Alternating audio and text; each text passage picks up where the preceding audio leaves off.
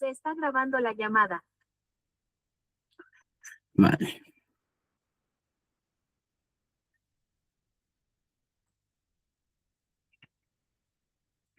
Voy a compartirles pantalla.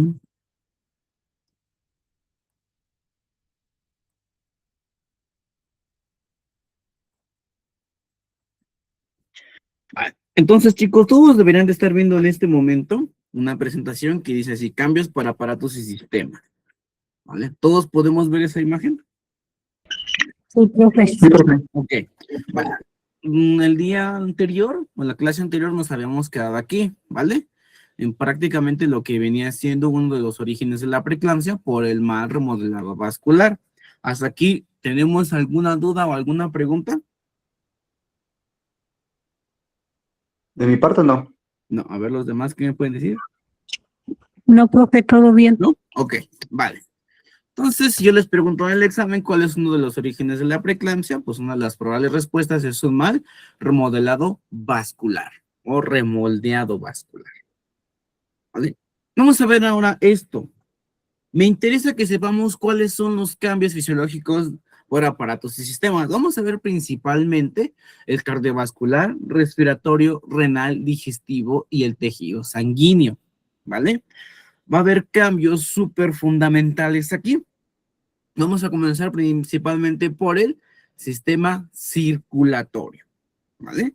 Entonces, ajá, díganme. Yo no escuché la pregunta de la que nos dijo que probablemente era pregunta de examen.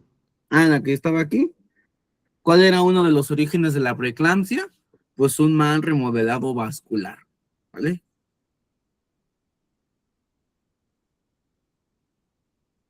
Gracias. Bueno. Entonces, vamos a continuar, ¿vale? Vamos a empezar entonces con el sistema circulatorio, ¿vale? El sistema circulatorio, ¿de qué está compuesto, chicos?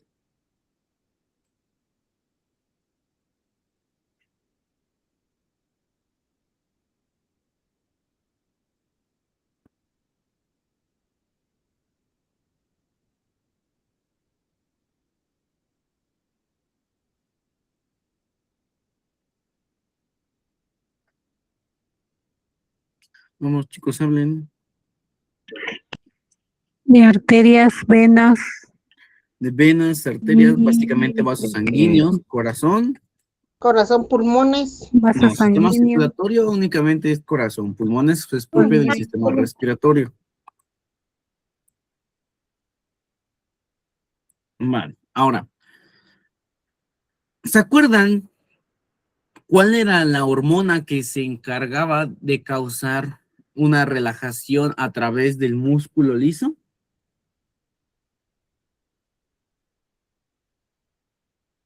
¿Cuál era esa hormona que se encargaba también de relajar al músculo liso y que era la que propiamente relajaba al útero para que pudiera crecer?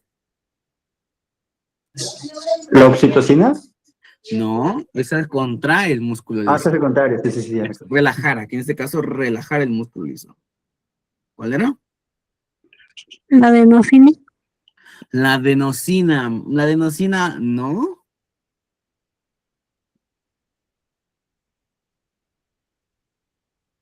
Vamos, chicos.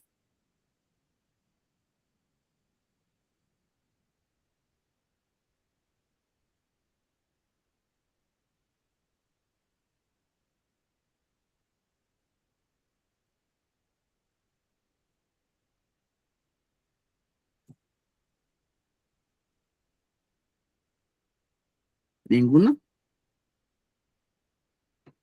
No, profe. Si no se acuerdan, no hay problema. Acuérdense que era la progesterona una de las encargadas de realizar la relajación del músculo liso, principalmente a nivel uterino, ¿vale? A nivel cardiovascular van a ocurrir procesos muy interesantes, ¿vale? Dejen, les pongo una imagen aquí, sistema cardiovascular.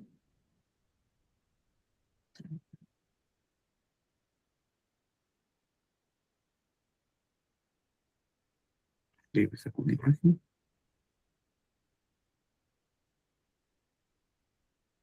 Sistema cardiovascular.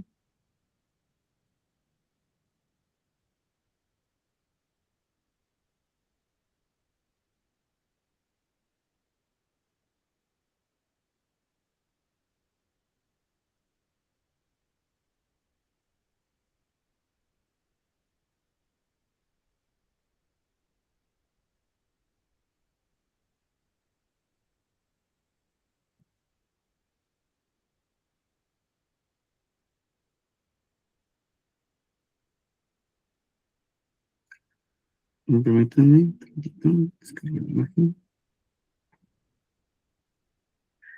Ahí está.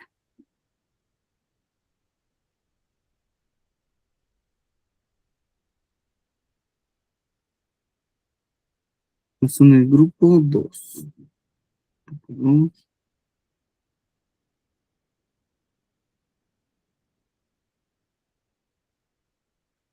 ¿Qué es lo que ocurre aquí?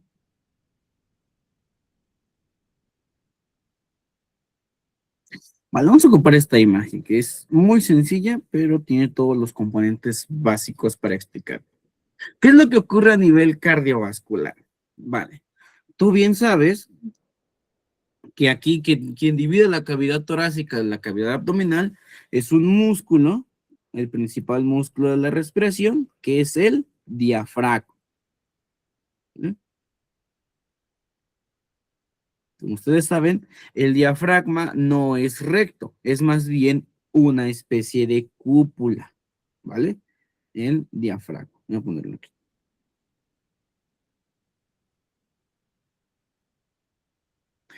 ¿Vale? El diafragma. ¿Qué es lo que me interesa que ocurra? Como ustedes saben, en este caso, la progesterona es la hormona relacionada o que causa los cambios de la relajación del útero, ¿vale? Pero ¿dónde más nosotros podemos encontrar músculo liso? Porque la progesterona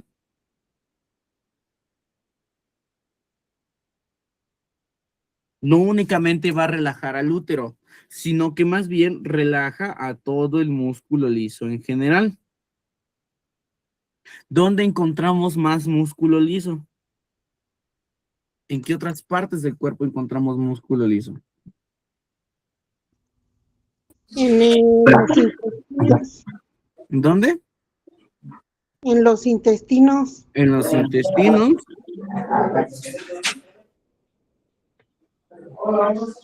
¿Dónde más?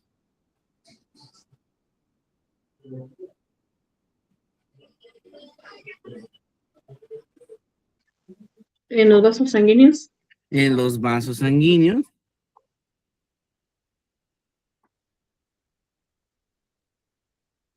¿Vale? En músculo liso. Se encuentra principalmente en intestinos, vasos sanguíneos. También lo podemos encontrar propiamente en el útero. ¿Vale? Es aquí donde se van a encontrar principalmente. Ahora, ¿qué es lo que pasa aquí?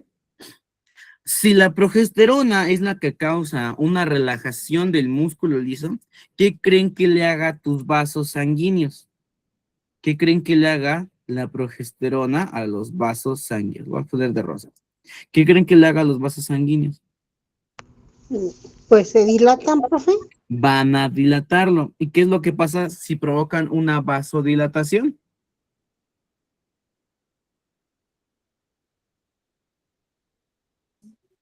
¿Aumenta el flujo de sangre? Aumenta el flujo de sangre. Más como que hay algo, la idea está bien, pero hay que complementarla.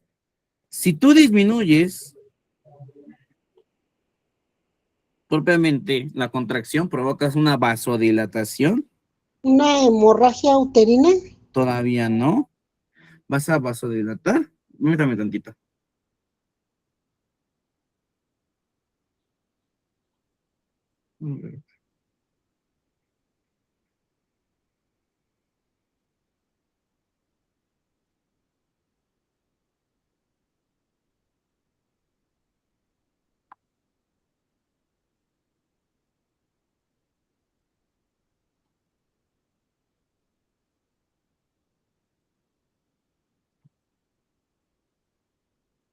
Vale, se va a vasodilatar. ¿Qué es lo que va a ocurrir aquí, chicos? Si se vasodilata, pues hay una disminución propiamente de la resistencia vascular periférica.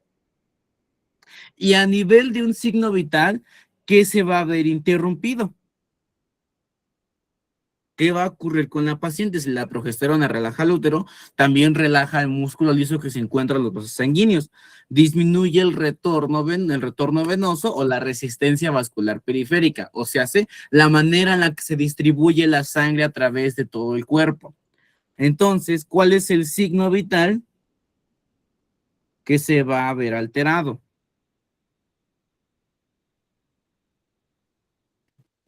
La tensión arterial, La tensión arterial, ¿cómo va a estar? ¿Alta o baja? alta. ¿Alta? A ver, vamos a recapitular. ¿Qué es lo que aumenta la tensión arterial? El flujo sanguíneo. A ver, vamos a ver. Porque están un poco confundidos. Vamos a ver, ¿vale? La tensión arterial, la presión arterial está dada por dos fuerzas: el gasto cardíaco y la resistencia vascular periférica. Y también va a estar medida por el volumen sanguíneo.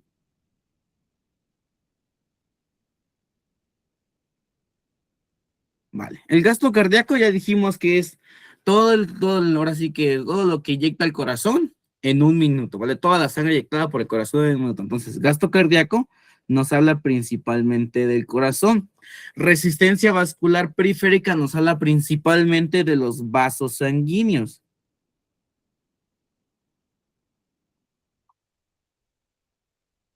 Y el volumen sanguíneo nos habla propiamente de la cantidad de sangre que tienes. Si tú aumentas el gasto cardíaco, o sea, ¿qué quiere decir que aumentas el gasto cardíaco? Que aumenta la frecuencia cardíaca, va a haber un aumento en la tensión arterial. Si tú aumentas la resistencia vascular periférica, o sea, hace que hay una vasoconstricción,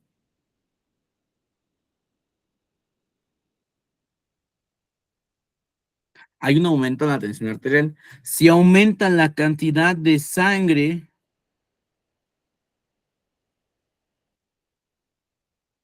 ¿qué ocurrirá?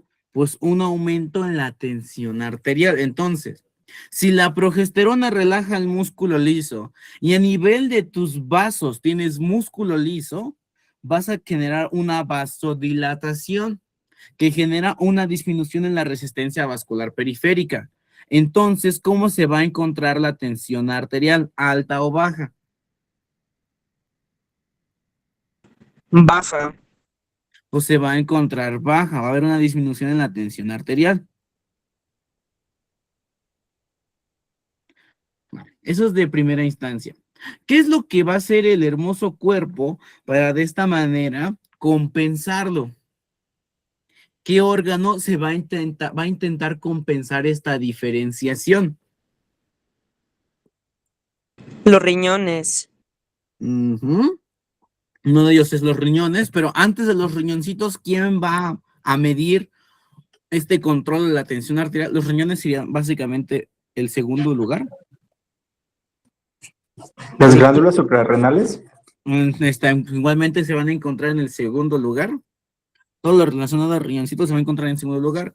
¿Qué otro sistema se va a encargar de regular la tensión arterial? Si está bajando por la progesterona. Y durante el embarazo hay una gran cantidad de progesterona porque es la que promueve el desarrollo gestacional, pues se llama de general, gesterona, gestación, ¿vale? ¿Qué órgano se va a encargar primero o qué sistema? Doc, ese que tiene que ver con renina, angiotensina, aldosterona, no, ¿verdad? Ajá, pero eso es igualmente forma parte de ¿quién? De riñoncito. Ok. ¿Cuál es el otro regulador de la tensión arterial que es súper rápido? Y tú mismo lo has de sentir. Tú cuando te encuentras acostado en tu cama, relajado, o viendo una película, o simplemente ahí en el Facebook, en el Instagram, en el TikTok, con el scroll infinito, y de repente alguien te habla y te levantas de manera súbita, ¿qué es lo que llegas a sentir? Como una pequeña sensación de mareamiento, ¿vale? Te empiezas ¿Vértigo? a sentir un poco mareado. No propiamente vértigo, pero podemos decir que como tipo vértigo. Te sientes mareado. En cuestión de segundos, tú como eres una persona joven, vuelves a recuperarte en sí. Entonces, ¿cuál es ese sistema que se encarga primeramente de la regulación de la tensión arterial de manera rápida? El sistema nervioso central. El sistema nervioso central, ¿vale? Eso que tú sientes se le conoce como hipotensión ortostática. Simplemente dura unos segundos, ¿vale? Cuando realmente hay un problema, pues estos efectos se prolongan. Ahora, el sistema nervioso central va a percibir que también le va a estar llegando menos sangre. Dentro de todo tu cuerpo tú tienes dos órganos que yo siempre digo que son muy payasos. Tantito les falta oxígeno, tantito le faltan nutrientes y ya andan ahí dando lata. No son muy resistentes, los cuales son el cerebro y el corazón. Sistema nervioso central va a detectar que le va a estar llegando menor cantidad de ¿qué? Menor cantidad de sangre, porque hay una disminución en la presión. ¿Qué va a hacer? A través del par craneal que se le conoce por estar en todas partes. ¿Alguien sabe cómo se llama ese par craneal? ¿Alguien sabe cómo se llama ese par craneal que se le conoce porque está en todas partes?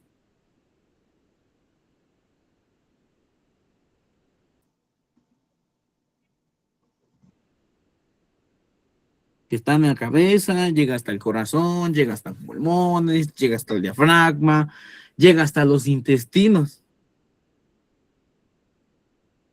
¿Cómo se llama ese par craneal, chicos?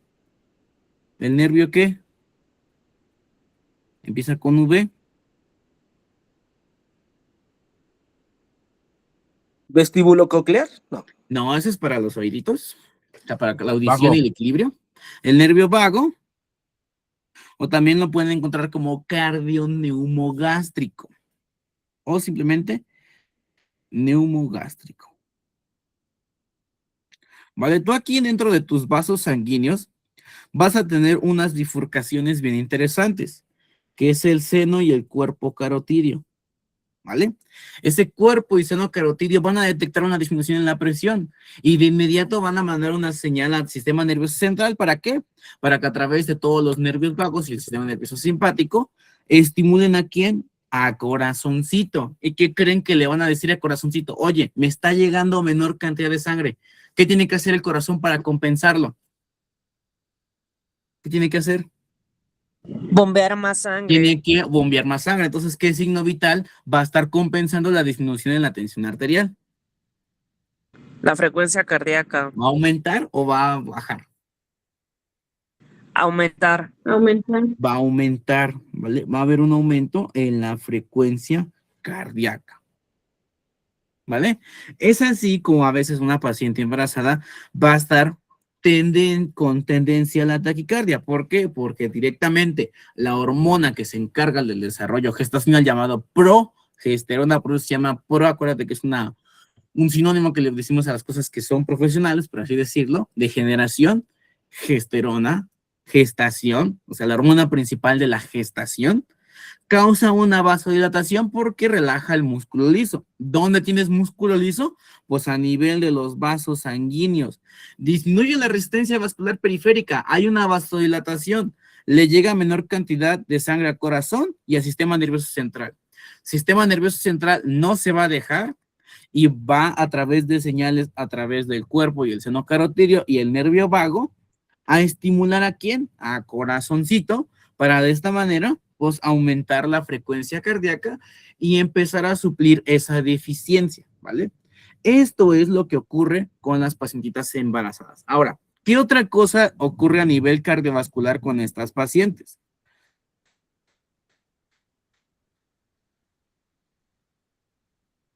Voy a borrar esto mientras. Ahorita pasamos con riñoncito porque también tiene cambios muy, muy padres. Tú tienes aquí propiamente un órgano grandote que va a crecer más de 5, 6, 7 veces su tamaño, que es el útero. ¿Vale?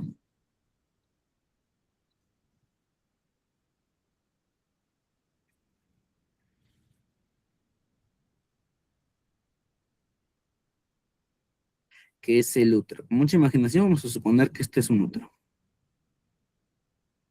Voy a cambiar de color porque no me gusta. ¿Qué es el útero?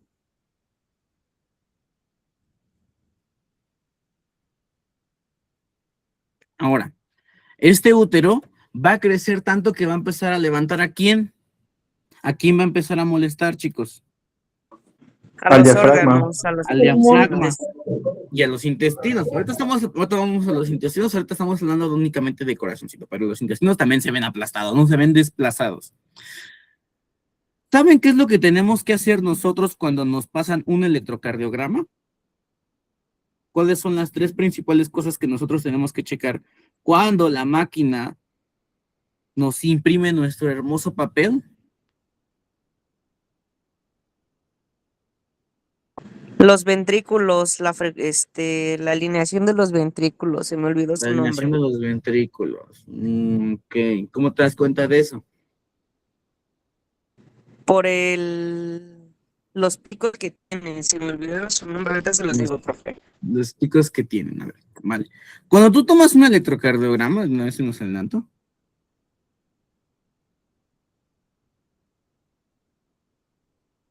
Debes de verificar 3 cosas básicas. Antes de que tú lo empieces a ver y a checar y a verificar y a diagnosticar infartos y todo lo que tú quieras sacarle, tienes que verificar una derivación,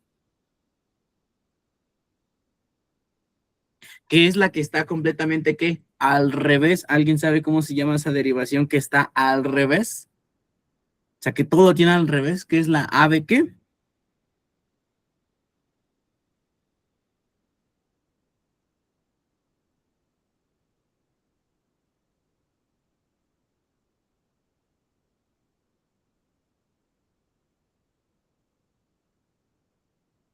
ABR.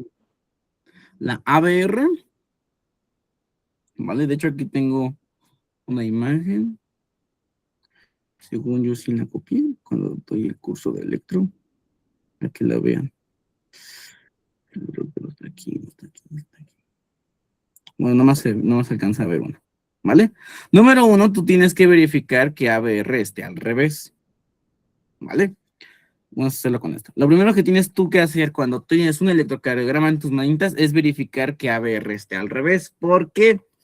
Si ABR está al revés, que es esta la que estamos viendo acá, quiere decir que tú colocaste bien los electrodos, porque una de las principales consecuencias que tienes al tomar un electro es que tienes la famosa patología como conocida, la extravasación de los grandes cables. Entonces, primero checas que ABR esté al revés.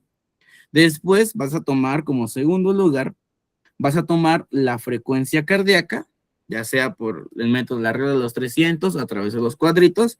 Y como tercer lugar, vas a sacar un cálculo muy interesante, que es el eje eléctrico del corazón.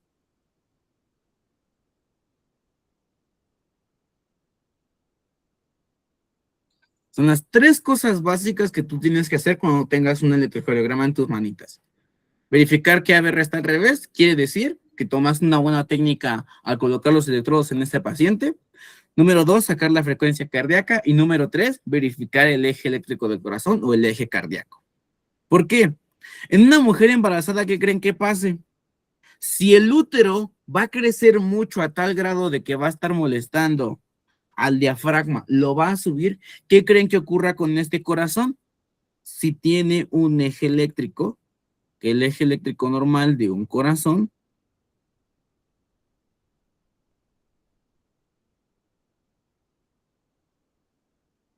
es de menos 30 a 100, o hay una biografía que te puede decir que es de menos 20 a 90 grados, ¿vale? ¿Qué creen que ocurra con este corazoncito?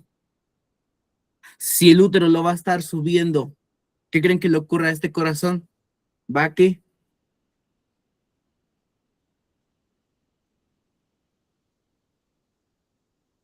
¿Qué creen que le ocurra a este corazoncito, chicos?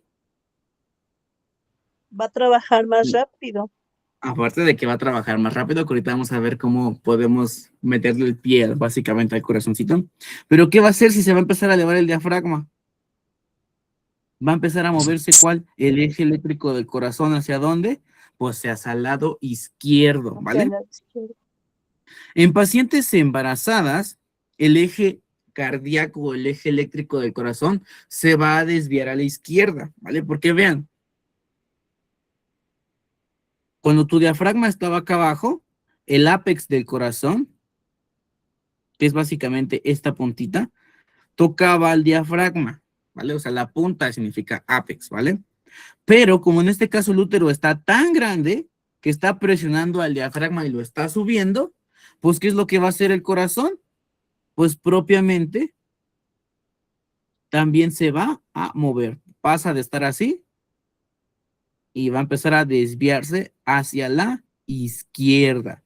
Entonces, una paciente embarazada va a tener una desviación del corazón hacia la izquierda. Va a haber un cambio del eje electrocardiográfico en la paciente embarazada. ¿Hacia qué lado? Hacia la izquierda, ¿vale? Precisamente por el crecimiento que ocurre, en este caso, pues por el útero. Imagínense, hay unas imágenes muy padres que más adelante vamos a ver, donde van a darse cuenta cómo se crece el útero de la paciente. Ahora, otro dato de vital importancia. Tú sabes que dentro de tu cavidad abdominal tienes una película semitransparente que se llama peritoneo, ¿vale? Una vez lo explicamos aquí en Fast Food. Dejen ver si tengo una imagen de esto. Si no, te descargamos una.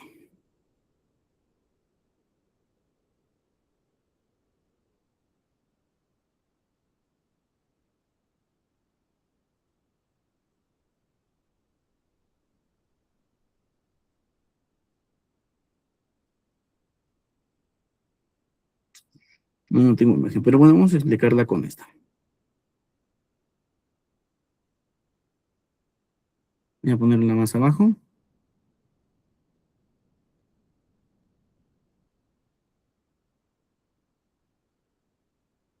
Ahora, tú sabes que dentro de tu hermosa cavidad abdominal tienes una membrana semitransparente, ¿vale?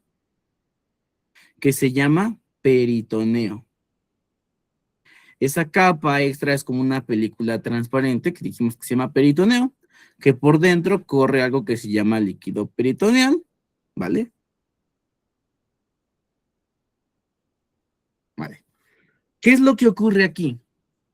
Una mujer no tiene todo el peritoneo delimitado, ¿vale? Supongamos que este es un hombre y vemos que tiene todo delimitado, la división bien marcada entre la cavidad pélvica y la cavidad abdominal, ¿vale? Una mujer no, supongamos que esta es una mujer. Una mujer tiene una abertura. A diferencia del hombre, que está completamente sellado por este peritoneo, una mujer en la cavidad pélvica, vemos que no está completamente conectado. ¿Por qué? Porque como en este caso el útero es el que va a empezar a crecer, requiere tener ese espacio para poder desplazar a todos los órganos y que se desarrolle de manera correcta el producto, ¿vale? Por eso es que una mujer no tiene completamente marcado o completamente unido todo este peritoneo. Por eso es que una infección en vías urinarias de una mujer, una IBU, puede avanzar más rápido en una mujer que en un hombre. ¿Por qué? Porque un hombre está completamente, ¿qué? Sellado. Una mujer, debido a esta diferencia fisiológica del embarazo, no tiene este peritoneo completamente, ¿qué? Junto. Hay un espacio donde no hay protección y eso me sirve principalmente para que el útero crezca, ¿vale? Profe, Ajá. eso es mientras la mujer está embarazada, ¿no? No, eso ocurre de manera Sí. fisiológica, así ya se encuentra, ¿vale? Gracias. No, permítame tantito. Ahí.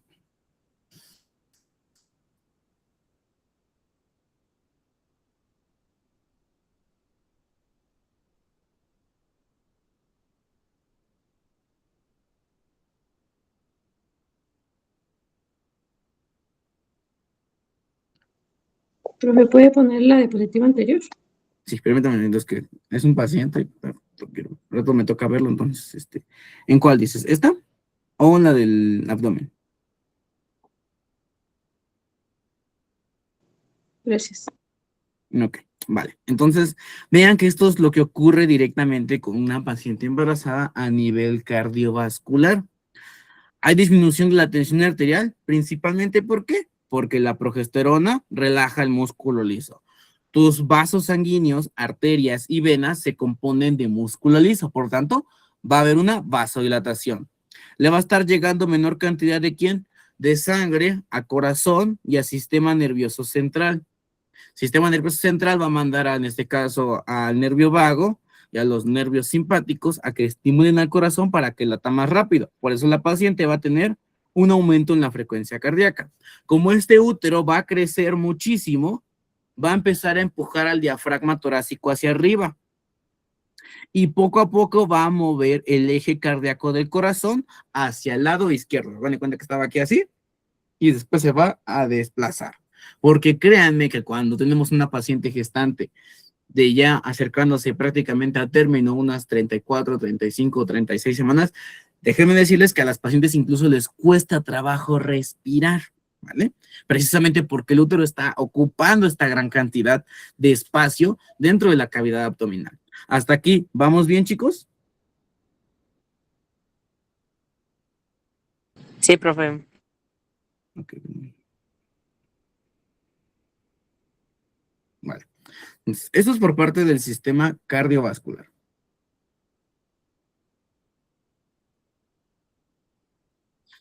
Vamos ahora a ver unas imágenes. Ahora, lógicamente, por este crecimiento uterino no únicamente va a ser hacia arriba, sino también va a ser a los lados. ¿Vale? A ver, déjame ver si es una imagen. ¿Dónde está? ¿Dónde está? ¿Dónde está? ¿Dónde está? Aquí está. Vean, esta imagen está muy interesante. Una mujer no puede dormir propiamente en decúbito supino cuando el producto ya está muy grande, a partir de las 20, 25 semanas de gestación. ¿Vale? ¿Por qué? Porque como ya está muy grande el producto, aquí grandes vasos van a empezar a aplastar. Vean, esta imagen está muy, muy padre. Porque vean qué grandes vasos están prácticamente siendo aplastados por el tamaño del producto.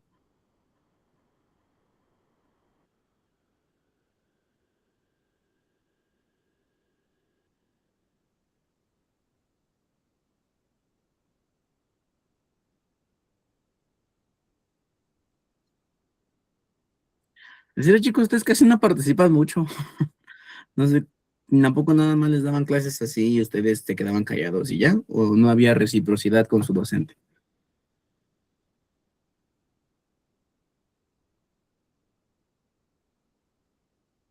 Pues, profe, sería pues la vena cava y la aorta. Pues aquí prácticamente te dice el nombre, ¿vale? Entonces la vena cava y la aorta, ¿vale?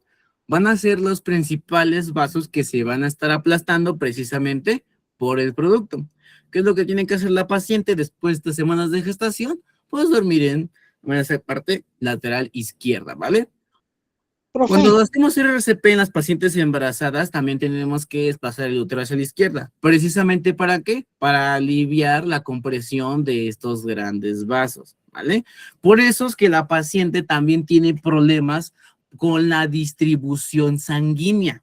¿Qué otro órgano va a estar siendo afectado? Ya lo habían dicho sus compañeros, pues el riñoncito va a ser otro de los órganos que más se va a estar afectando. ¿Vale? Ahorita vamos a ver qué es lo que ocurre a nivel renal, ¿vale? Porque a nivel renal ocurren muchísimos cambios también. Ajá. esa es la causa de que existe de que las pacientes embarazadas tienen su presión bajita. Pues es una de las causas también para que tengan su tensión arterial disminuida. Propiamente, esto ocurriría después de la semana 20, cuando el producto ya está muy grande. Antes de eso, recuerda que la progesterona es la que causa, en este caso, la vasodilatación.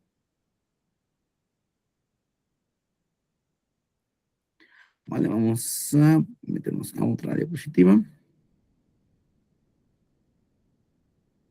Parásitos. La imagen está muy, muy, muy padre.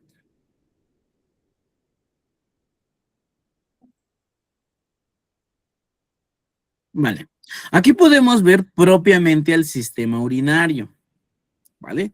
Esta imagen está súper hermosa porque nos explica directamente cuál, la irrigación arterial dada por la aorta a través de las arterias renales, el drenaje venoso dada principalmente por la vena cava inferior y las venas renales.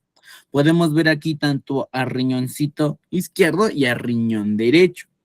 ustedes se pueden percatar que el riñoncito derecho está ligeramente más hacia abajo. ¿Por qué? Porque acá arriba vas a tener un órgano grandote conocido como hígado. Vale. En este caso, al riñoncito le va a estar llegando una menor cantidad de sangre. ¿Qué es lo que va a hacer el riñoncito en este momento para compensar que le está disminuyendo la cantidad de sangre? ¿Qué es lo que va a hacer riñoncito?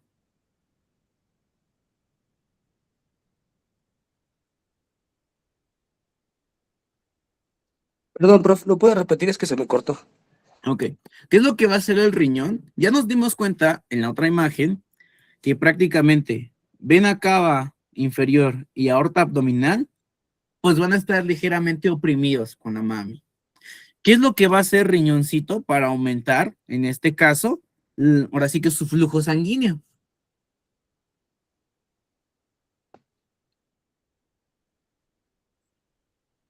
Si hay una disminución del flujo de estos grandes vasos.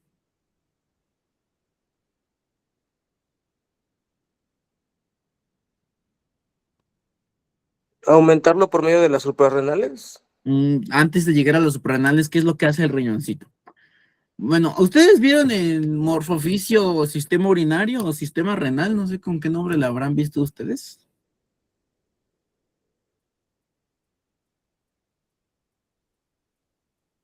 Sí, sí lo vimos.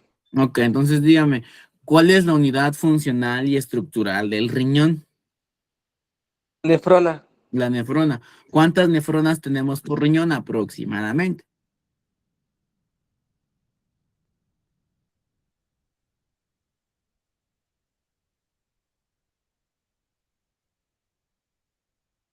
O sea, A ver, ¿cuántas señor. nefronas por riñón? Ajá, ¿cuántas nefronas tenemos por riñón Entre aproximadamente? 8,000 y 1,000,000. Entre 800,000 No, 800,000 a 800,000, 1,200,000. Vamos a dejarlo en 1,000,000 de nefronas por riñón. Antes de llegar a la glándula suprarrenal, que sí va a ser algo muy importante, tenemos que comprender cómo funciona una nefrona. Si les digo, ¿dónde está el aparato yuxtaglomerular? ¿Me entienden eso? No, No, ok, vale, entonces vamos a explicarlo. ¿Vale? Es un dibujo hecho por su servidor. ¿Vale? Donde les voy a explicar a grandes rasgos cómo es una nefrona. ¿Vale? Una nefrona tiene una forma, en este caso, general. Todo lo que están viendo de color verde, chicos, recibe el nombre de cápsula de Bowman.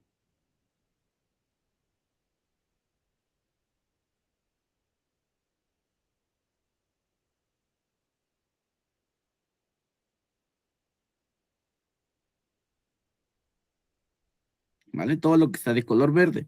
Esto que están viendo ustedes aquí, esta formación o aglomeración de vasos sanguíneos, recibe el nombre de glomérulo. ¿Vale? Y todo lo que estás viendo aquí vas a ver unas pequeñas arteriolas, ¿vale? Arteriola básicamente es una arteria que se ha ramificado tanto que ahora es súper pequeñita y recibe ahora el nombre de arteriola.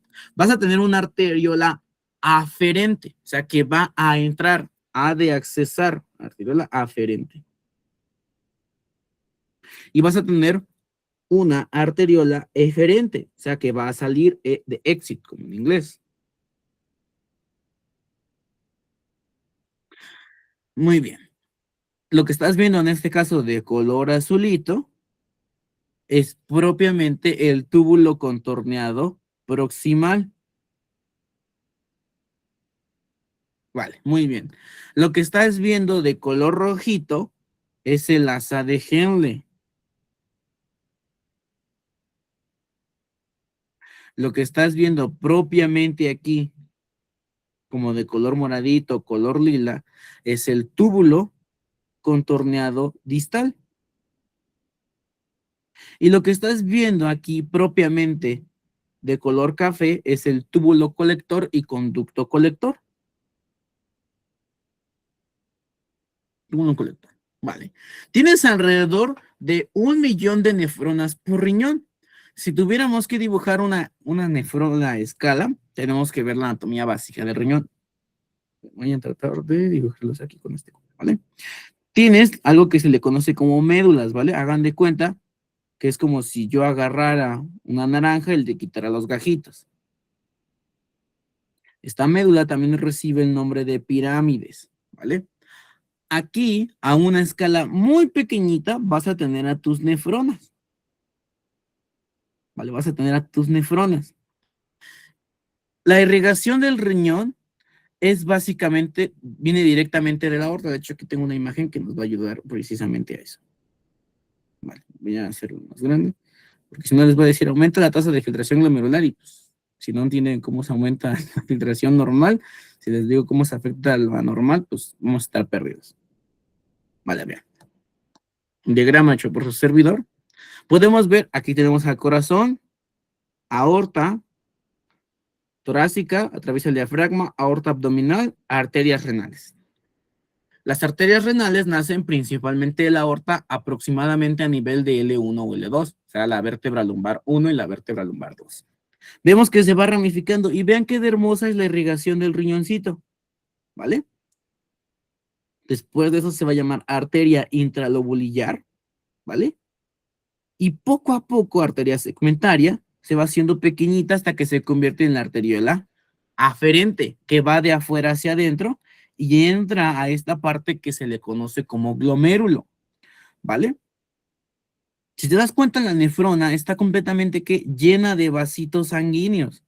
Y después toda esa sangre que ya se filtró se va a regresar hacia las venas, principalmente ¿hacia dónde? Hacia la vena cava inferior, ¿vale? Para que en este caso se filtre la sangre.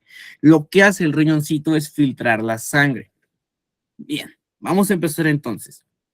Si al riñoncito le va a estar llegando menos sangre, la arteriola aferente va a estar llevando una menor cantidad de sangre. Además, recuerda que la progesterona aumenta la vasodilatación.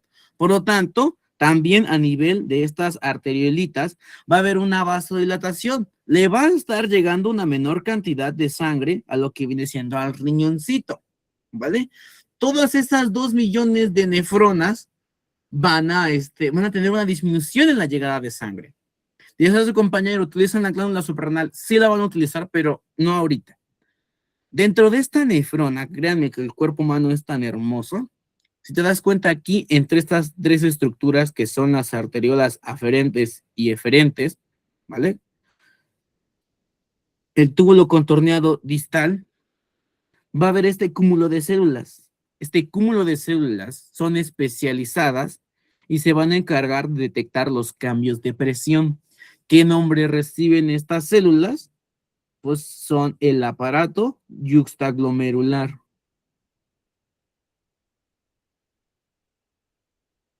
¿Vale? Este aparato yuxtaglomerular se va a encargar de secretar renina. ¿Vale? Se va a encargar de secretar renina. Y esta renina va a viajar al hígado, se convierte en angiotensina, regresa a los pulmones, se va a convertir en angiotensina 2 y ya puede causar vasoconstricción, ¿vale? Y de esa manera va a intentar aumentar, en este caso, la tensión arterial para que le llegue mayor cantidad de sangre al riñón, ¿vale? Para que tenga una buena perfusión renal. Deje ver si tengo una imagen de este diagrama porque se lo explico O sea, así. entonces, lo específico es que libera esa hormona. Esa hormona. Vean aquí, este diagrama está hermoso. Voy a pasarlo aquí atrás, ¿vale?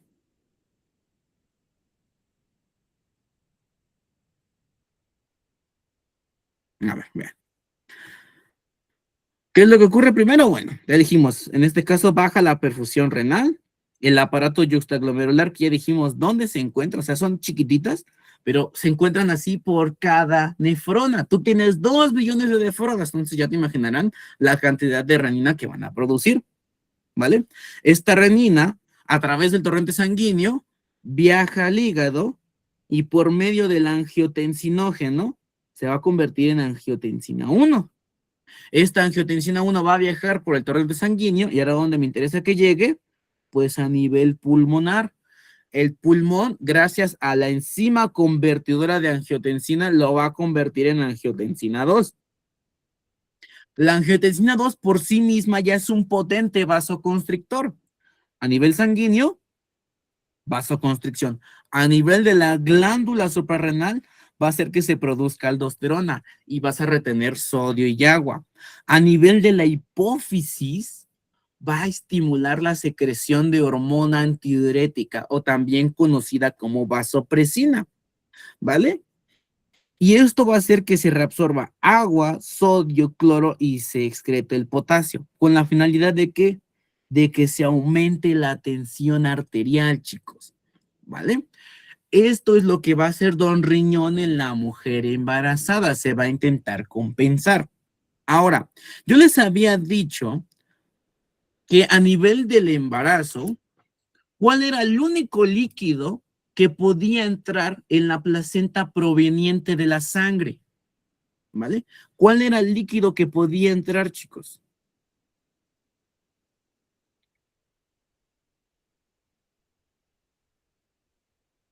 Si no se acuerdan, no pasa nada, aquí lo explicamos. El líquido amniótico. ¿Y quién formaba el líquido amniótico? ¿La placenta? La placenta, bueno, sí es el que se encargaba de filtrar la sangre, pero ¿quién formaba el líquido amniótico? Lo produce el bebé. Ajá, a través de la orina, pero antes de la 10ª semana de gestación, ¿quién se encargaba en este caso de producir el líquido amniótico o darle el líquido amniótico al bebé? La membrana, ¿no? La membrana, ok. La Ese líquido orina. tiene que salir del... Membrana amniótica, placenta, la orina del bebé. Lo produce la orina, ¿no, profesor? La orina sí, pero después de la 10ª semana de gestación, a ver, déjenme ver que tienen su manta levantada algunos. No, ¿vale? Sí, la orina va a ayudar ahí, pero hay otro componente muy importante. La sangre. La sangre. Dentro de la sangre, ¿qué componente es el que va propiamente a pasar la barrera hematoplacentaria? ¿El plasma? El plasma. Vale, vamos a empezar. Ahora, te voy a explicar los porcentajes de la sangre. La sangre es un tejido líquido, ¿vale? De toda la sangre que tiene el cuerpo humano, que es de 5 a 6 litros, el 55% está compuesto por plasma. El 44% está compuesto por eritrocitos. Y solo el 1% está compuesto por leucocitos, o sea, glóbulos blancos. Cuando hay un embarazo, en este caso, mi hermosa médula espinal va a producir más hematopoiesis, o sea, la creación de nuevas células sanguíneas. ¿Qué va a ocurrir aquí? Los eritrocitos van a aumentar. En este caso, hasta un 25 a 30% más. El plasma en la mujer embarazada también va a aumentar entre un 35% más. Vale, ¿qué ocurre aquí? En este caso va a haber un aumento de lo que viene siendo la sangre, principalmente ¿de qué componente? Del plasma. ¿Por qué? Porque tú requieres que ese plasma sirva como volumen, porque el bebé se va a estar llevando un porcentaje para formar el líquido amniótico durante las primeras 10 semanas de gestación. Es por eso que una vez que ya se cumplió esta regla, el bebé por medio de la orina va a terminar de producir lo demás, ¿vale? Entonces vean que de todo tu porcentaje de la sangre, 55% es plasma. ¿Cuál es el principal componente del plasma? En este caso, es agua, ¿vale? Aproximadamente 90%. Después son proteínas, aproximadamente un 8%. Y la principal proteína que también se va a ver afectada aquí es el fibrinógeno.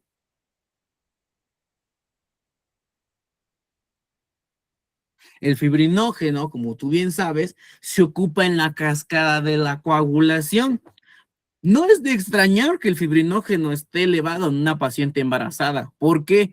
Porque como va a tener un proceso donde va a perder sangre, el cuerpo de la mujer se está preparando para esta pérdida sanguínea. Por eso aumenta el fibrinógeno. Entonces, en una mujer embarazada no hay riesgo en este caso de hemorragia, sino más bien hay riesgo de trombosis, que se generen coágulos por la falta de movilidad. Entonces, vean, aumenta la sangre. El sistema renina angiotensina aldosterona va a meter su cuchara ahí para aumentar la tensión arterial. ¿Por qué la mujer va a orinar más, chicos? ¿Por qué la mujer va a orinar más? Aparte de que el útero propiamente va a estar aplastando lo que viene siendo la vejiga. Es lo que le iba a decir. Ah, esa es una. Bueno, ¿cuál es la otra razón por la que una mujer embarazada va a orinar más?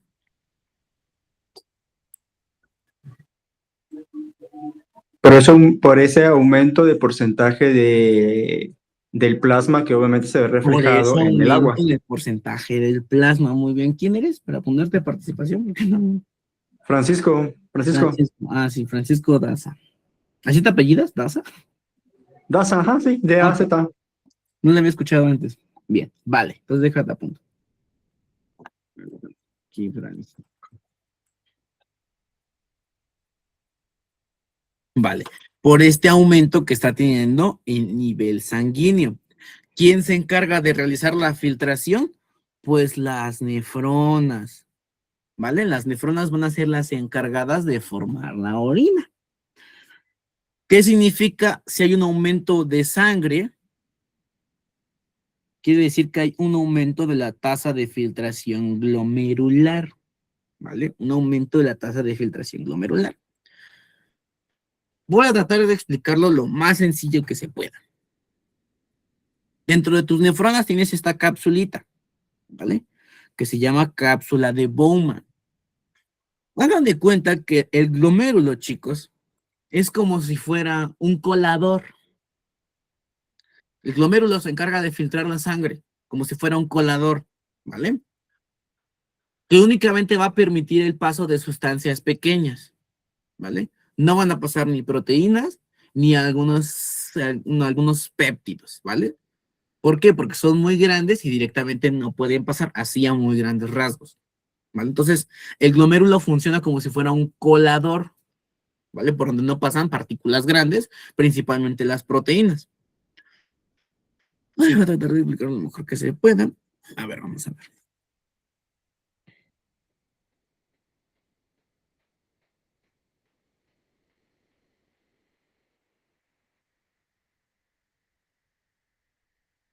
Esto que estás viendo aquí es el glomérulo, ¿vale? Con mucha imaginación. Y aquí, el que está acá abajo prácticamente sosteniendo esto es la cápsula de Bowman.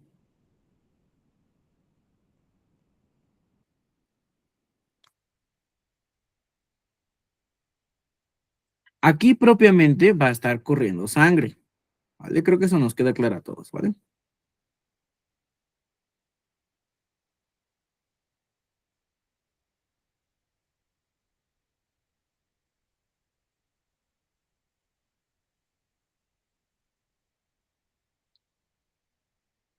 ¿Ustedes conocen cuáles son las fuerzas de Starling, chicos?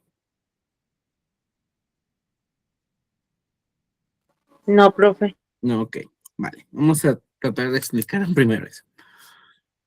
Imagínate que tú te estás poniendo crema, acabas de salirte de bañar y pues haces tu skincare. Te echas crema, le pones un ungüento. ¿Qué es lo que le ocurre a esa crema después de 10, 15 minutos?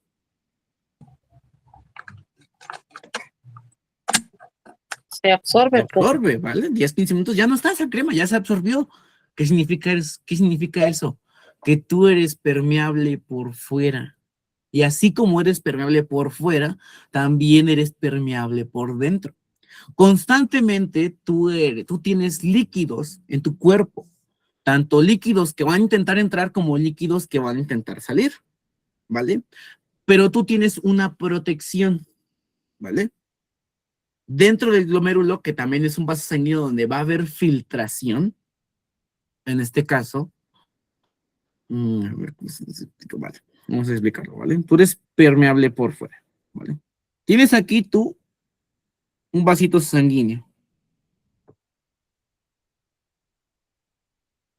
¿vale? Dentro de este vaso sanguíneo, pues propiamente está corriendo sangre. Tienes aquí a tus hermosas células que propiamente están formando un tejido.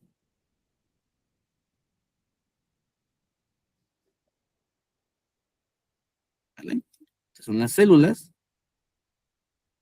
que están formando un tejido. Tú tienes agüita, líquido, en este caso sangre, que está corriendo a través de los vasos sanguíneos. ¿Vale? Tú tienes un espacio intravascular. Si dice intravascular, quiere decir que está dentro de los vasos sanguíneos.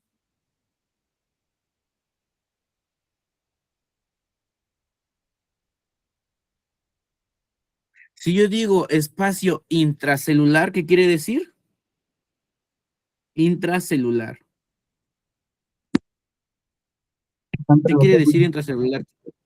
¿Dentro de quién? Dentro de la célula. Dentro de la célula. Y si yo digo espacio intersticial, ¿qué les da a entender esa palabra? ¿Entre? ¿Mande? ¿Entre? ¿Entre dónde? Bueno, entre las células. No, pues dentro de las células es intracelular. Intracelular, dentro de las células. Intravascular, dentro de los vasos sanguíneos. Pero al intersticial, ¿dónde se encontrará ese condenado intersticial? ¿Dónde, chicos? ¿Entre una célula y otra? Dentro de una célula y otra. Por eso se llama intersticial. Inter quiere decir en medio. Sticial, celdillas, entre las células. Entre las células tú tienes este hermoso tercer espacio. Espacio intravascular dentro del vaso sanguíneo. Espacio intracelular dentro de la célula. Espacio intersticial de entre las células. Inter, o sea, entre, sticial, celdillas, entre las células. ¿Vale? Aquí está. Tú tienes algo que se le conocen como fuerzas de Starling. Así como tú te echaste la cremita por fuera, pum, 10, 15 minutos ya no está, se absorbió. Tienes fuerzas porque dentro de todos estos espacios hay agua, hay líquidos. ¿Vale? ¿Qué ocurre aquí? Tú tienes constantemente una fuerza que va a intentar salir, ¿vale? Agua que va a intentar fugarse ¿hacia dónde? Pues hacia el espacio intersticial. Y a esta fuerza se le conoce como presión hidrostática. Déjenlo algo más pequeño. Se le conoce como presión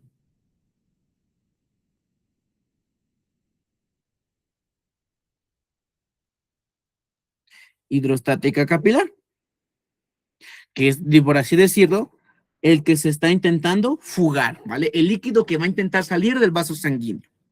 Pero también tienes una fuerza de protección, ¿vale? Una fuerza que va a impedir que esto se salga. La de verde. Esta presión va a recibir el nombre de presión coloidosmótica. Presión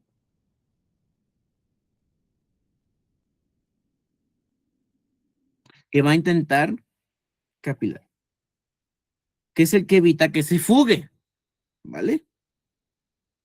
Presión hidrostática capilar y presión coloidosmótica. Presión hidrostática quiere decir que va a fugarse. Presión coloidosmótica quiere decir que no evita que se fugue. Pero aquí en el espacio intersticial, pues también hay líquido, ¿vale? Y es una fuerza externa que va a intentar introducirse. En este caso se le va a conocer también como presión hidrostática intersticial.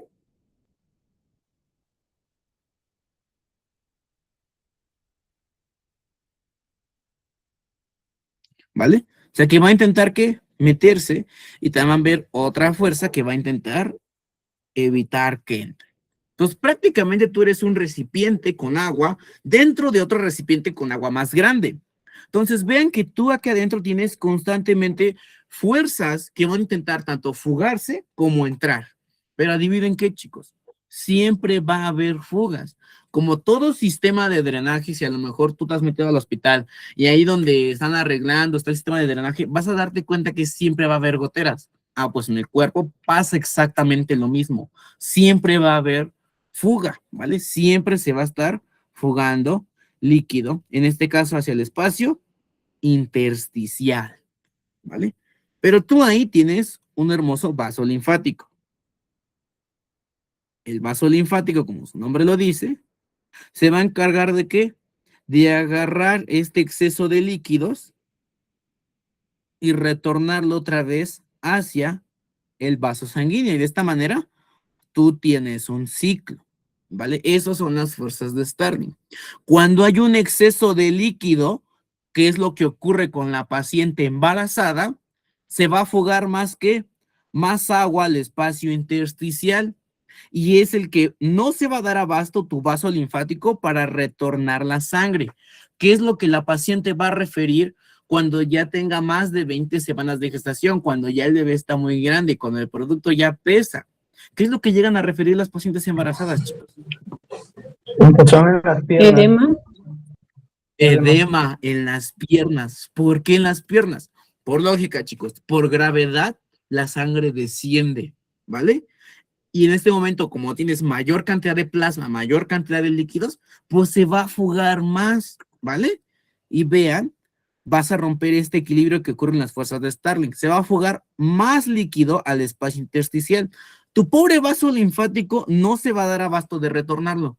Por eso es que a las pacientes les genera edema. Y esto te ha pasado a ti, si es que en algún momento tuviste más de 24 horas de guardia, tuviste un turno horrible en el que estuviste parado todo el tiempo, no trajiste tus medias o tus calcetines de compresión, te vas en el transporte público y cuando regresas a tu casa, tus pies están ligeramente edematizados, ¿vale? Eso es la fisiopatología del edema, chicos, ¿vale? Hasta aquí vamos bien. ¿Por qué la mami tiene problemitas con el edema? A ver, tengo una mente levantada, creo. A ver, Andrea. Oiga, profe, igual eso tendría que ver algo en el síndrome de túnel carpiano. Ah, no, lo del síndrome del túnel carpiano va precisamente a través de la fricción que le haces propiamente al nervio radial, ¿vale? Que en este caso hay una presión generada principalmente por mecanismo.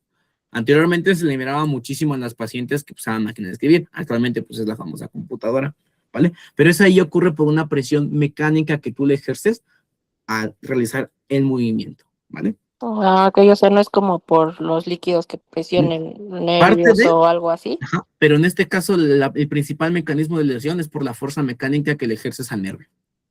Ah, ok. ¿Vale? ¿De unas preguntas, chicos, ahorita?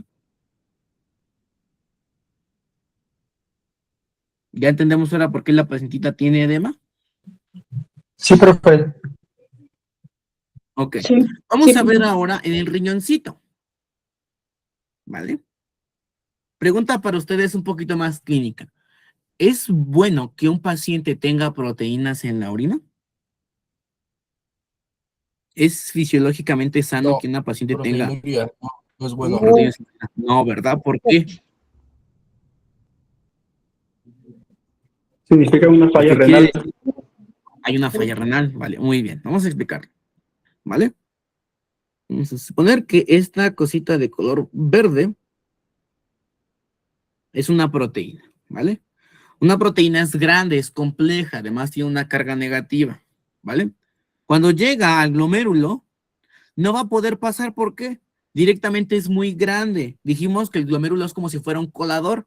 Y al igual cuando tú te haces un agua de Jamaica y vas a colarla en tu vaso, pues precisamente ese colador no deja pasar sustancias grandes. En este caso serían las flores de la Jamaica. Pues en este caso el glomérulo a nivel de la nefrona tiene esa función. No deja pasar a la proteína porque es muy grande y pum, se regresa. Pero en este caso, ¿qué tiene la paciente muy aumentada? La cantidad de sangre, ¿vale? Principalmente la cantidad de plasma. Y el plasma, como su principal componente es agua, pues sí puede atravesar sin ningún problema al glomérulo. Dentro aquí de tu hermoso glomérulo y de tu cápsula de Bowman, existe este mismo mecanismo conocido como fuerzas de Starling, pero en el riñoncito funciona de una manera un poco peculiar. Vamos a explicarlo. Adentro de tu vasito sanguíneo, ¿vale? Que es tu glomérulo y tus arteriolas, sí tienes agua, ¿no? Entonces, esa es la que va a favorecer, en este caso, la filtración, que se vaya, que se le conoce como presión hidrostática capilar. Dentro de tu vaso sanguíneo, habíamos dicho que aquí sí hay proteínas, ¿vale? No pasan a la cápsula de Bowman porque el glomérulo no las deja pasar. Y a eso, esa protección va a estar dada por las proteínas.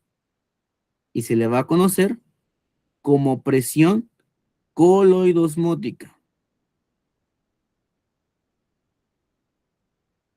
Y aquí en la cápsula de Bowman, que es donde se está filtrando la orina, no hay proteínas, ¿vale? Porque directamente, ¿qué, chicos? No pasan. Si pasaran proteínas, ya sería un indicativo de daño renal. Aquí, a nivel de tu cápsula de Bowman o en la nefrona en general, chicos, únicamente va a haber agüita. O fisiológicamente nada más tiene que haber agüita. Por lo tanto, vas a tener una presión, que es la presión hidrostática de la cápsula de Bowman. Usando una de las biografías mejores que hay respecto a la fisiología médica, que es Guyton y Hall, nos dice que la presión de la cápsula de Bowman es de 18, la presión coloidosmótica de capilar es de 32 y la presión hidrostática capilar es de 60. Vale. Presión hidrostática capilar favorece la filtración, o sea, hace que se pasen. Presión de la cápsula de Bowman evita que se filtre. La presión coloidosmótica evita que se filtre.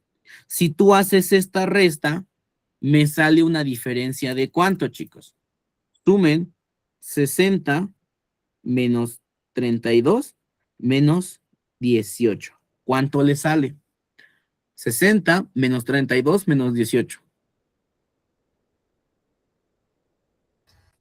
10.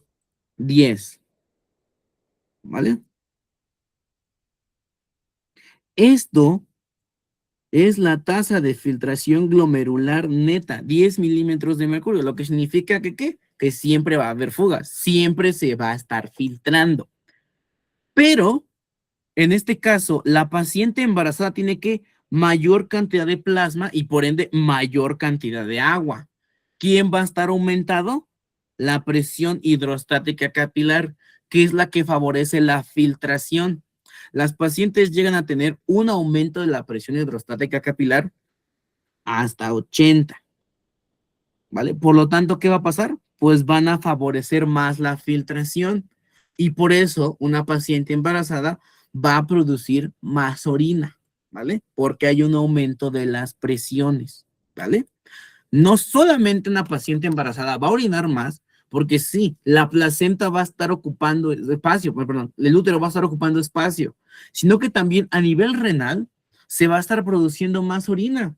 ¿Por qué? Porque tiene mayor cantidad de plasma, mayor cantidad de agua, y esto ahora sí que favorece que se filtre más agüita, ¿vale?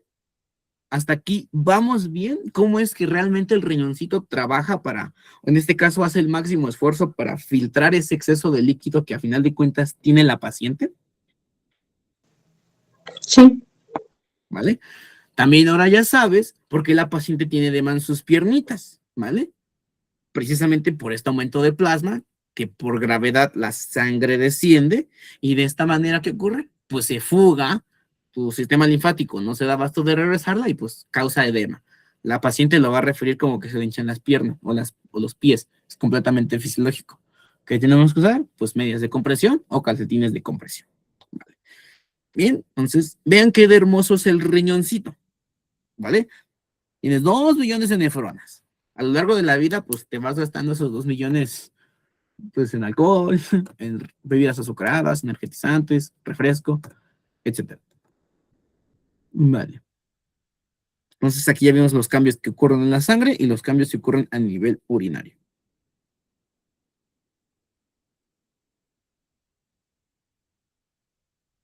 Vale. ¿Qué cambios creen que ocurran a nivel respiratorio, chicos? Y a nivel digestivo.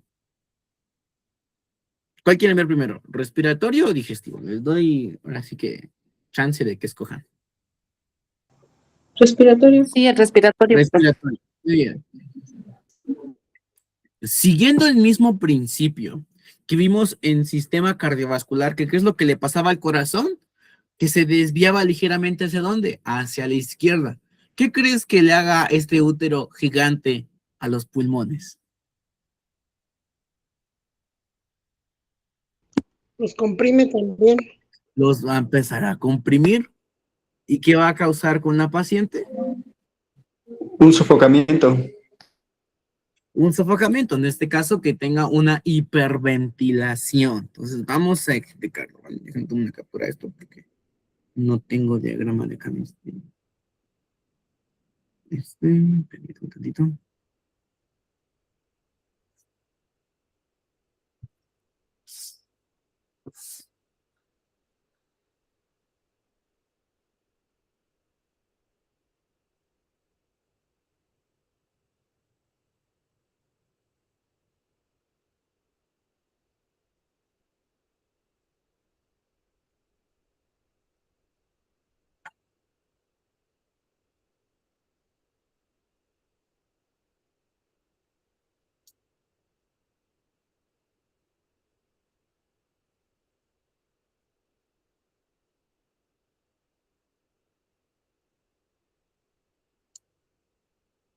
Ahí está. Deberíamos de estar viendo esta misma imagen, pero ya es la pantalla donde les puedo rayar. ¿Ya todos vemos eso? Sí. Sí, perfecto. Vale. Entonces, recuerden, chicos, que igual como le pasaba al pobre corazón, que pues ese útero empezaba a causar conflictos, pues a nivel respiratorio no va a ser la excepción. No es demorado ahora, ya. Vale. ¿Va a empezar a qué? A comprimir la cavidad torácica. Ahora, tú dentro de tus pulmones, ¿vale? Tienes la división del sistema respiratorio en dos partes, ¿vale? Para ejemplificarlo más fácil.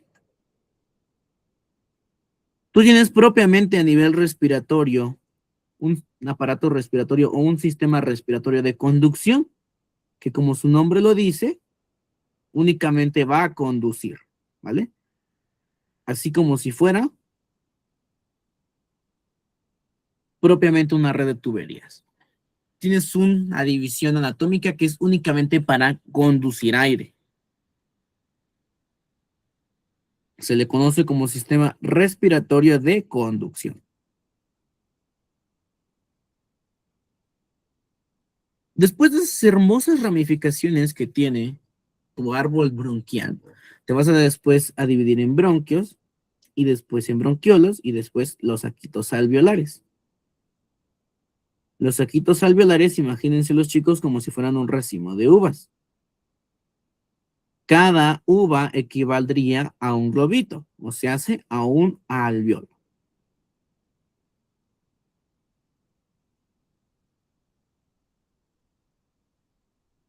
En este caso ya es el sistema respiratorio donde ya hay intercambio. Ya hay hematosis. O también lo podemos encontrar en la biografía como sistema respiratorio, valga la redundancia de respiración.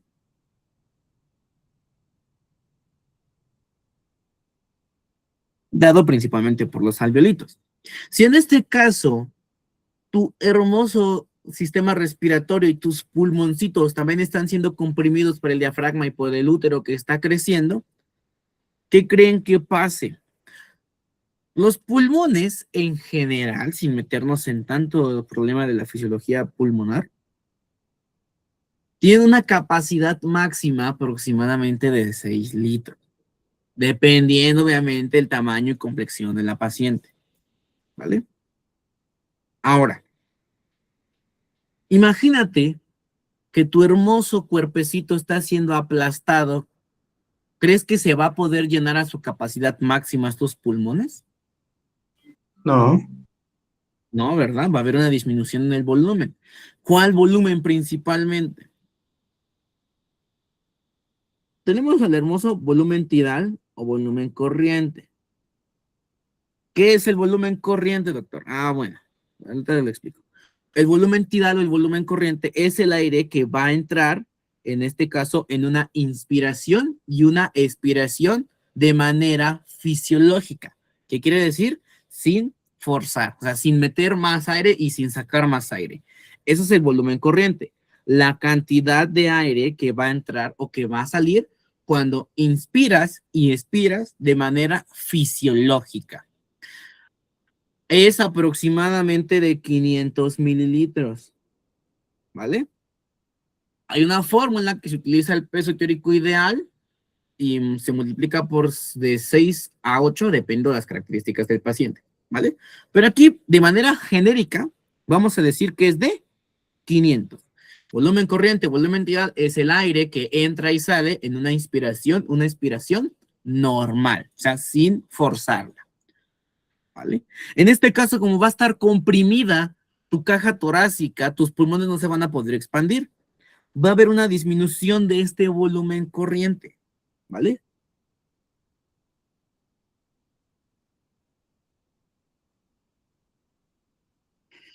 Ya no va a ser ahora de 500, ahora van a ser de, supongamos, 300 mililitros. ¿Cuánto es la frecuencia respiratoria normal? De 12 a 20 respiraciones por minuto. De 12 a 20 ventilaciones por minuto, respiraciones por minuto, ¿vale?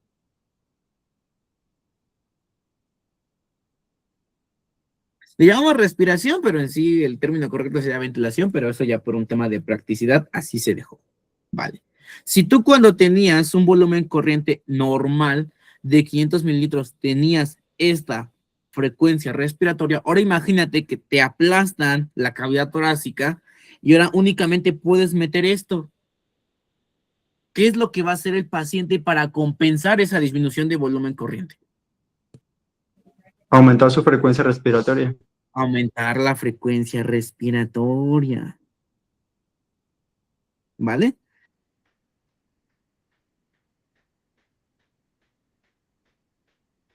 Vale. ¿Qué es lo que pasa a nivel del sistema o del cuerpecito cuando aumentas la frecuencia ventilatoria o la frecuencia respiratoria? ¿Qué se va a empezar a eliminar?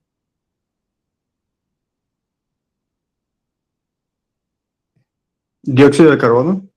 Dióxido de carbono. Tú vas a empezar a eliminar una mayor cantidad de CO2.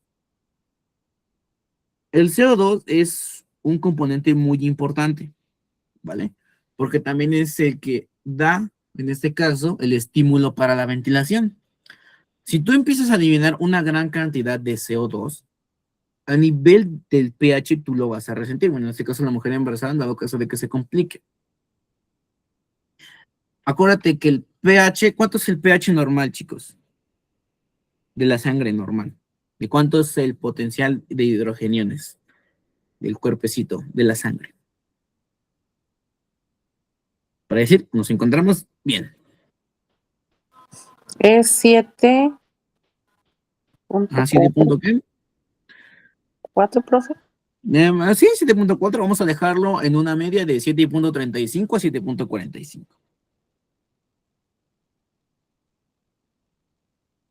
Vale. Eso es el pH normal. En este caso, el CO2, la presión parcial de CO2 es de 35 a 45 milímetros de mercurio. ¿Vale? Si tú eliminas estos hidrogeniones, la complicación metabólica que va a tener la paciente por la fisiología del embarazo, que se causa por un aumento de la ventilación, una hiperventilación, es una alcalosis. Principalmente ¿de qué origen? De origen respiratorio. una alcalosis respiratoria asociada a una hiperventilación. Como estamos disminuyendo el volumen corriente de la paciente, tiene que compensarlo. ¿Y de qué manera lo va a compensar? Pues empezando a respirar más rápido. Al aumentar las ventilaciones por minuto, pues eliminas mayor cantidad de CO2. Y una complicación metabólica que puede ocurrir es la alcalosis respiratoria. No sé si se acuerdan ustedes, a lo mejor han visto en las caricaturas o en las películas, pues, aquellos compañeros o aquellas personas que de repente les da un ataque de pánico. ¿Qué es lo que piden esas personas que están desesperadas? ¿Qué es lo que piden en las películas o en las series? ¿Una bolsa de papel? Una bolsa de papel o una bolsa. La bolsa de papel sí ayuda. Vamos a ver por qué. En este caso, estas pacientes que tienen como un ataque psicótico, también puede ser generado por el mal de altura, pues están que hiperventilando y están eliminando una gran cantidad de CO2.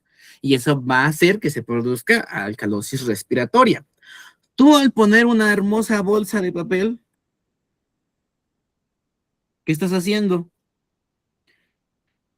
Que se retenga aquí el famoso CO2 y de esta manera, así como entra, vuelva a entrar. Entonces la bolsa de papel sí ayuda, ¿vale?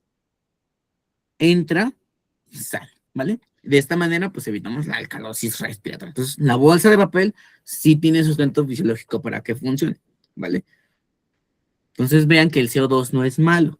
En todos los extremos son patológicos. El CO2 tiene una función importante, que en este caso ayuda al equilibrio ácido-base, ayuda a que se genere el estímulo respiratorio a través del bulbo raquídeo, ¿vale? En el puente de Barolio. Y si una paciente que llega grave, una paciente ginecobstetra, una paciente obstetra, y va a tender principalmente a generar alcalosis respiratoria por este mecanismo de la ventilación. Entonces, vean cómo es que conocer la fisiología te puede ayudar a conocer cuál va a ser la probable complicación que va a tener la paciente. Hasta aquí, ¿vamos bien? Sí, profe.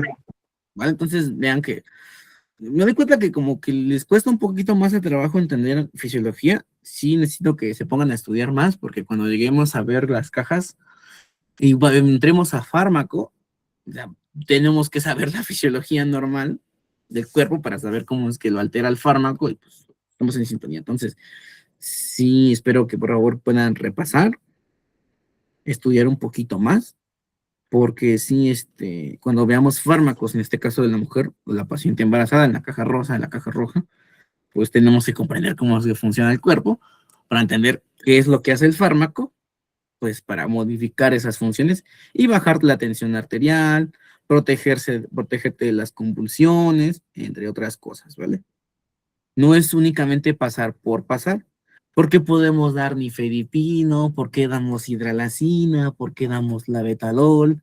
O sea, todos esos fármacos deben de conocer la fisiología para entender qué es lo que hace el fármaco, ¿vale? Vamos a entrar ya por último y ya con esta última explicación terminamos, ¿vale?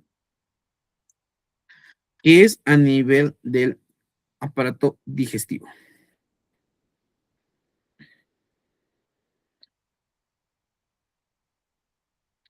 Vale, podemos ver exactamente la misma imagen, pero ahora es desde la pantalla donde les puedo rayar. ¿Cuáles son las principales complicaciones que va a tener la paciente embarazada en el primer trimestre? ¿Qué es lo que ocurría con esas pacientes? Porque tiene Vómitos. mareos, Generaban vómito, ¿qué más? mareos. Mareos, náuseas. ¿Se acuerdan cuál era la principal hormona encargada de la gestación?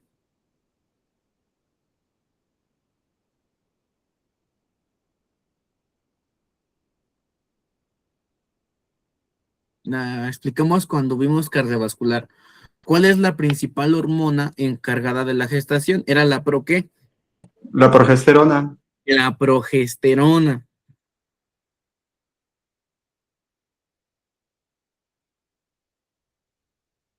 Pues acuérdense que es ¿no? Esterona, pues de la gestación. Ahí está su nombre. ¿Qué es lo que dijimos que causaba la progesterona a nivel del músculo liso? ¿Una qué? Dilatación. ¿Una dilatación o una relajación?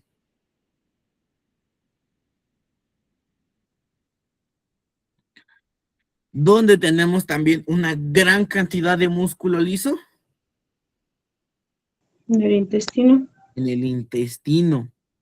Entonces, si hay una relajación en el intestino, ¿vale?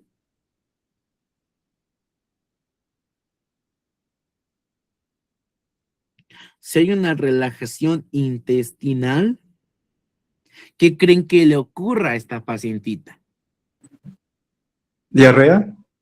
No, aparte, no, diarrea, no. De hecho, lo contrario, Estreñimiento. estreñimiento. ¿Qué es lo que pasa si se relajan demasiado los músculos? No va a haber que peristaltismo, ¿vale? Va a disminuir el peristaltismo. Y al no moverse, en este caso el intestino, al no contraerse, pues va a generar que la paciente se estreñe, ¿vale? Esa es la primera complicación. Segundo, ¿se acuerdan que había una hormona que era la que me daba el diagnóstico precoz del embarazo y era la encargada de generar el vómito? ¿Alguien sabe cómo se llama esa hormona? Gonadotropina coriónica. La gonadotropina coriónica humana, muy bien. ¿Vale? Y acuérdate que aquí a nivel de tu sistema nervioso central, aquí está el encéfalo, bulbo raquídeo y médula oblongada. ¿Se acuerdan que a nivel del bulbo raquídeo tú tenías una zona que se llamaba la zona del vómito y atrás de esta zona tenías la zona gatillo, ¿no? La gonadotropina coriónica humana era la que directamente estimulaba la zona gatillo y generaba las náuseas, generaba el vómito. Pero como también aquí tienes tu progesterona y que dijimos que relaja el músculo liso, ¿qué es lo que ocurre aquí? Al relajarse el músculo liso, también relaja los esfínteres, ¿vale? Entonces imagínate, relaja los esfínteres. ¿Cuál de ellos va a ser muy importante y que la paciente pueda llegar a generar síntomas? Principalmente ¿en dónde? En el esófago, ¿vale? Tú tienes dos esfínteres muy importantes en el esófago. De hecho, su nombre te dice dónde se encuentran. Tú tienes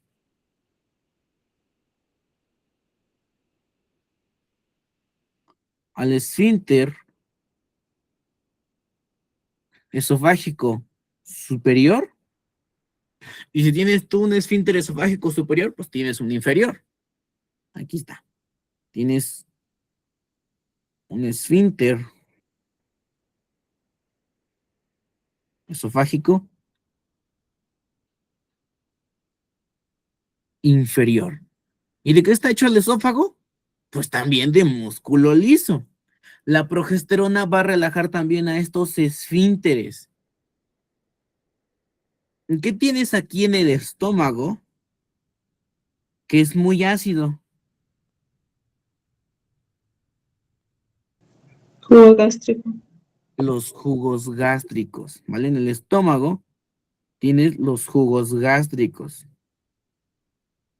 que son en este caso muy ácidos, dado principalmente por el ácido clorhídrico, que tiene un pH cercano al 1 o 1.5. Entonces, imagínate, la función del esfínter esofágico inferior es ¿qué? Es proteger el retorno del jugo gástrico ¿hacia dónde? Hacia el esófago. Pero en este caso, como hay progesterona y hay relajación del músculo liso y el esófago es prácticamente músculo liso, pues hay en este caso ¿qué?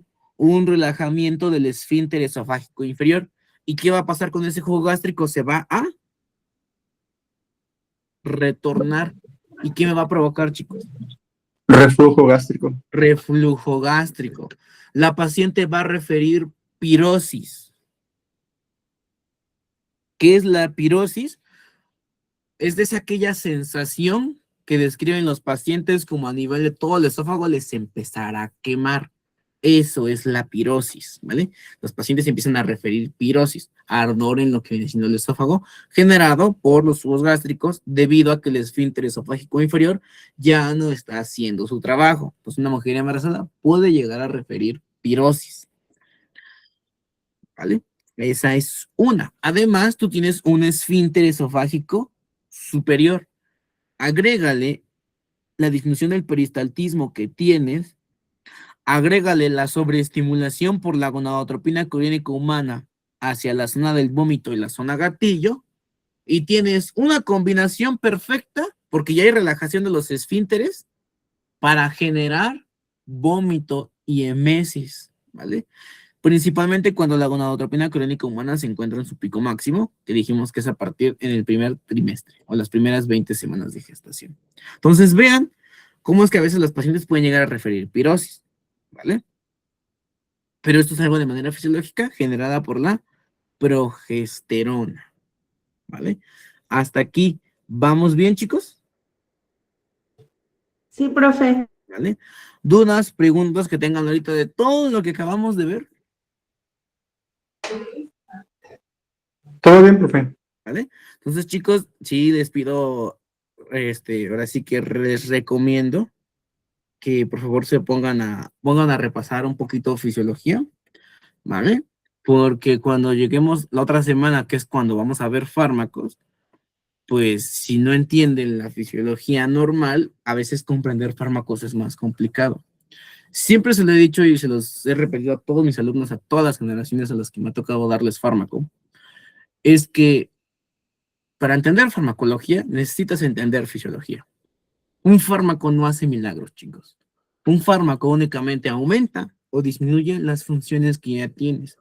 Si no eres bueno en fisiología o no comprendes fisiología, entender fármacos, pues te va a ser el doble de complicado, ¿vale? Entonces, les recomiendo, si vamos a ver fármacos antihipertensivos, bueno, pues en este caso vean cuáles son los antihipertensivos que tenemos que dar, qué es el abetalol, un alfa-beta bloqueador, qué es el nifedipino, no, qué es el nifedipino, pues un calcio antagonista, investiguen cómo funcionan los calcio antagonistas, si estamos viendo hidralacina, pues investiguen cómo funcionan los vasodilatadores, inhibidores del óxido nítrico, entonces vean todo lo que vamos a tener que ver, chicos, ¿vale? Por eso tener una paciente obstetra con fármacos es ahora sí que un reto, ¿vale, chicos? Entonces, con esta última afirmación, terminamos la clase. Espero les haya gustado, chicos. Necesito que por favor participen más, ¿vale? No sé cómo hayan tenido la dinámica con sus otros profesores, pero a mí sí me gusta que participen. Y créanme que una décima sí hace la diferencia para su calificación, ¿vale? Porque si les contara cuántos chicos cuando entrego calificaciones me mandan mensaje, incluso me han llegado a marcar pidiéndome 2 décimas extra, 1 décima extra, porque su promedio de 9 ya se perdió, ¿vale? Entonces, no se confíen, chicos, ¿vale? Entonces, pónganse a estudiar, no es meterles miedo, simplemente es darles una iniciativa para que se pongan a estudiar, ¿vale?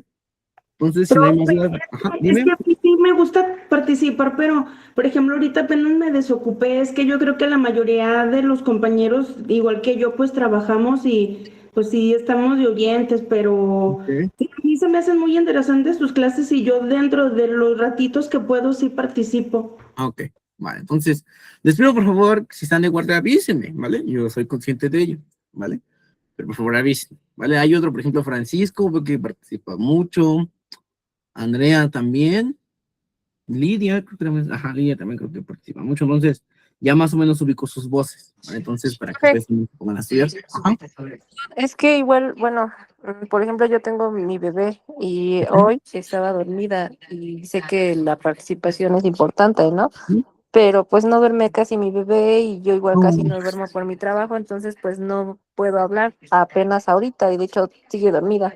Ok, vale. Entonces, el otro profesor nos daba chance de contestar en el chat y Ujú. veo que usted pues no lee nuestros mensajes y yo sí estaba mandando con otro compañero Ujú. ¿cómo se llama? Pues las respuestas, ¿no? Ujú. Pero Entonces, es si van por a hacerlo por chat, mensaje. díganme, chicos, ¿vale? Porque yo les digo, yo no veo casi el chat porque estoy al pendiente de ver quién habla, de ver quién alza su mano, ¿vale? Porque también le damos un orden a lo que viene siendo la participación, ¿vale? Porque si me mandan el chat o hablan todos al mismo tiempo, pues no sé quiénes son, ni no sé a quién darle la participación también, ¿vale? Entonces eso, pues avísenme desde un principio, cuando yo les digo nos vemos tal horario, hay compañeros que sí me han dicho, ¿sabe qué, profe? Yo estoy trabajando, voy a estar bien. Ok, vale. Pero nada más es 1 o 2 máximo. Son un grupo creo que de 27, entonces, pues a todas quedan 25. ¿Vale, chicos? Entonces, el día de mañana... Participado, profe. Sí, entonces a ti ya te ubico también, ¿vale? Otra nada más mencioné los que pues veo ahorita en la pantalla. Entonces, chicos, pónganse a estudiar. El día de mañana creo que a lo mejor no voy a poder dar las clases porque voy a estar dando curso. Entonces ya les estaré haciendo una pequeña grabación respecto, en este caso, a las normas oficiales y algunas consideraciones importantes, ya para entrar propiamente lo que viene siendo la otra semana ya con labor de parto. Y después ver las complicaciones con las patologías, donde vamos a ver la caja rosa y la caja roja, ¿vale? Entonces, cuídense mucho, chicos.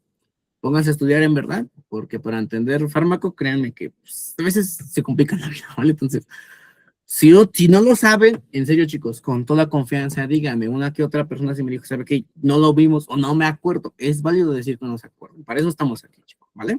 Entonces, cuídense mucho, chicos. Nos vemos la otra semanita, ¿vale? Les estaré enviando su clase. Cuídense, nos vemos. Que tengan una excelente noche.